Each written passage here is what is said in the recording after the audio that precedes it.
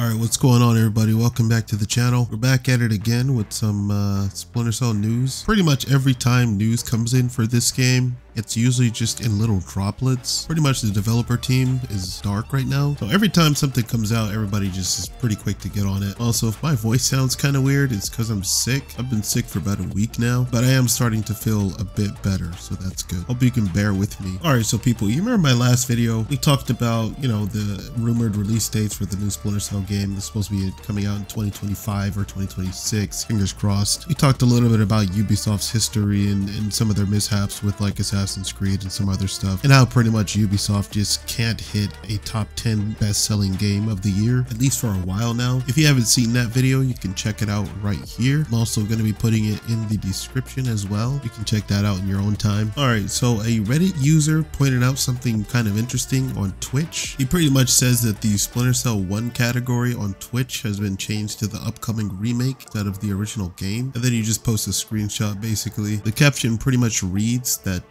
this is a remake that's going to draw from the rich canvas of the brand. It says the game will be rebuilt from the ground up using Ubisoft's own SnowdropEngine to deliver new generation visuals and gameplay. Well, this kind of blew up on Reddit. There was a lot of people that were hype in the comment section on Reddit, so I decided to go on the internet and just do some research for myself and just kind of see like where does this come from, because I was really thinking like who can add games to Twitch. Like I didn't really get it.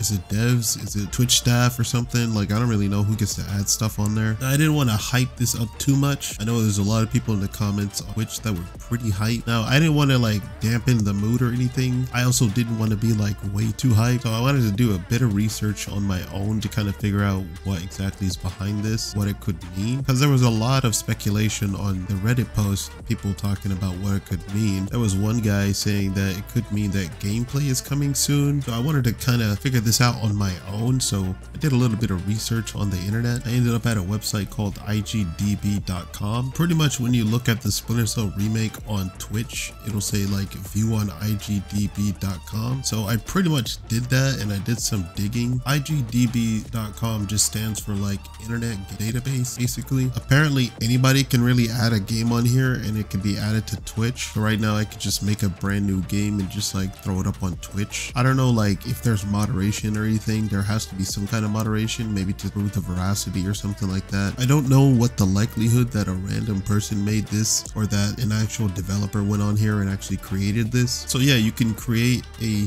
new game. You just have to add a bunch of stuff, bunch of details like the title, the description, the ESRB rating and so on, and like the engine and a bunch of other stuff. A lot of it's not even mandatory, like you don't really have to add that stuff, just kind of skip through it. It is pretty detailed though, like they really want like a whole bunch of stuff. Thing is that a lot of it isn't mandatory to actually type in. I did see on Twitch's website that they only add games that have been approved by IGDB. So I think basically there is probably some kind of process on IGDB that, you know, the game has to go through so that you can't add anything. That's my guess. I don't really know, to be honest. If that's the case, then this news is actually a lot more interesting than otherwise. Because like if a random person could just add a game, I don't really think it matters that much, to be honest. It would just be pretty cool that somebody actually decided to add the game. If it's a developer, then that's actually pretty good news, because it shows the game is obviously still in development. Like we already knew that, but it could possibly show that they're maybe getting ready to show this game on Twitch at some point. Now don't get me wrong, they literally just started working on this game.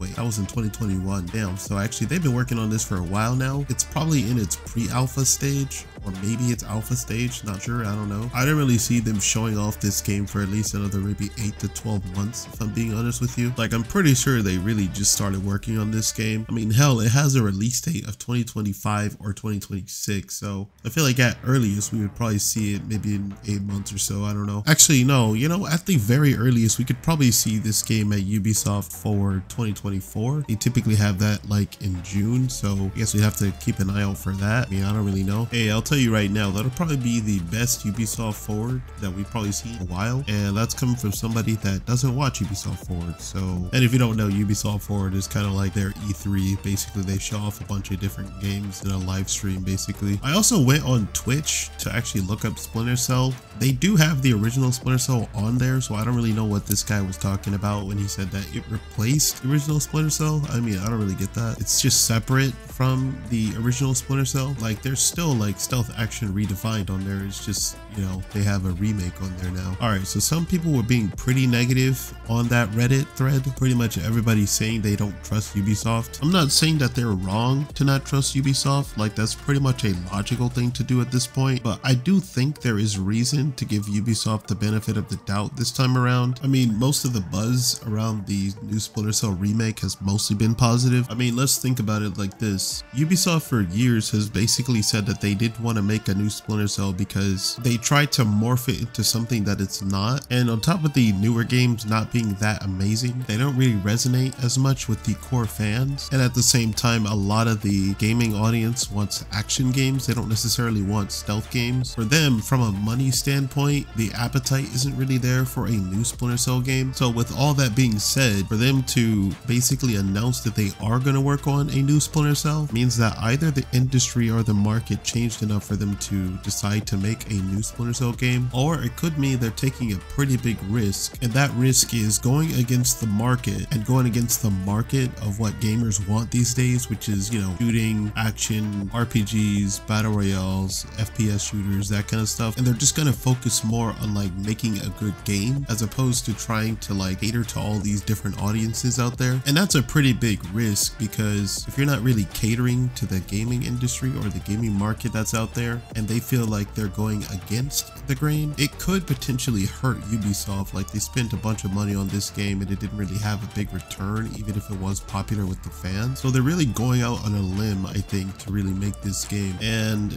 you know, if they're going out on a limb and kind of like gambling with this game, willing to bet they'd put a little more effort into this game as opposed to what they put in their flagship games like Assassin's Creed and so on. I'm willing to bet we'd probably see a lot more creative design and creative writing from this game, as though it's a brand new franchise. I basically see a lot of incentive for them to not F it up as opposed to messing it up. This is a game they haven't made in pretty much like for 10 years. It's a game that has a pretty loyal fan base. It's a game that they stopped making for a while because it didn't really fit in the current market, and they didn't really know how to make a game like this that's going to like appeal to all the different types of gamers out there. And I'm pretty sure, or at least I'm hoping, that they sort of settled on what they want to do. Hopefully they settled for making this game as loyal to the originals as possible while also incorporating some new innovative features and that kind of stuff. And they're going to really try not to F up this game. That's my guess of like how this game's going to come out. But I don't know, we're very early on. This game, we probably won't see it for minimum at least another 4 months.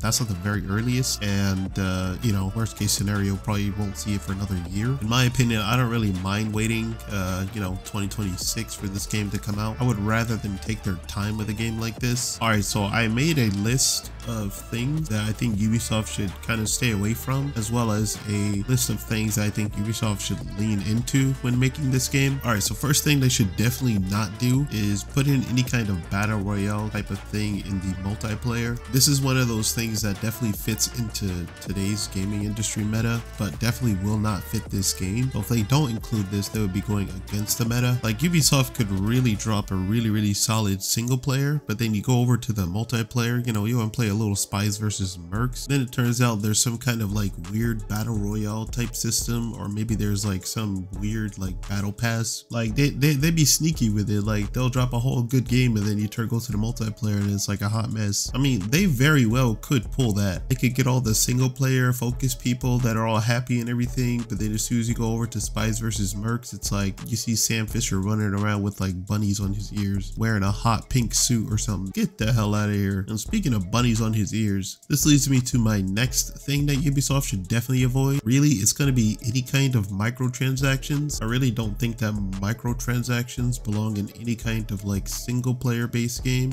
Like, I really just don't think that it fits any kind of single player mode to actually, you know, have microtransactions in there. It just doesn't make any sense. Just have all the games and all the unlockables and whatever else just in there, old school style, where you actually have to unlock it. Yeah, so pretty much no microtransactions. The next thing I think Ubisoft should definitely not do is provide DLC like 2 to 3 months after launch. Paid DLC is what I'm talking about. A lot of times what these developers do is like release a game and then like a couple months after launch like release a whole like DLC package or something that you have to pay for. I feel like that's definitely going to cheapen the image of Splinter Cell, even if it is a good game. I think that as long as the game is good, story is intriguing, and the game is long, then I think that you should wait at least 6 months before releasing any kind of DLC. I always look at EldenRing as kind of a standard of how video game companies should make their video games, at least in terms of their payment model and stuff. I mean, EldenRing was a huge game, a pretty big success as well. It was a very fun game and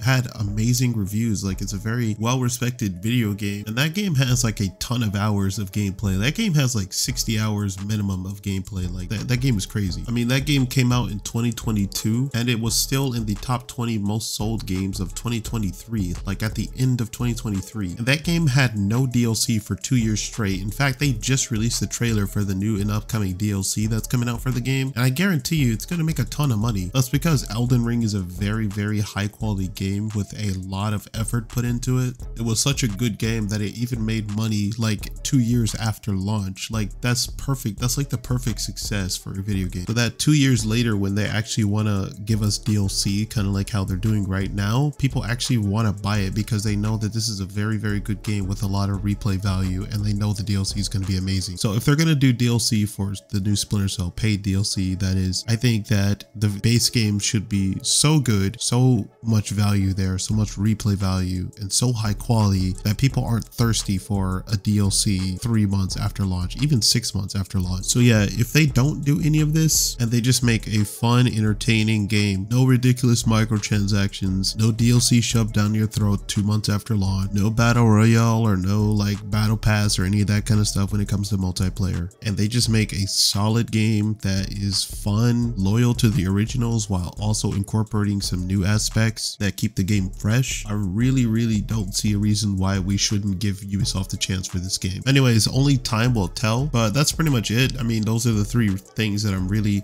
hoping Ubisoft doesn't do. Oh yeah, I will add that I would like for this game to be at least 25 hours long. I think that would be pretty good to see. Anyways, this video has gone on pretty long. Don't forget to subscribe, like the video. I am going to be talking a lot about Splinter Cell in the coming months and weeks. So do subscribe, and I'll catch you guys on the next one. Peace.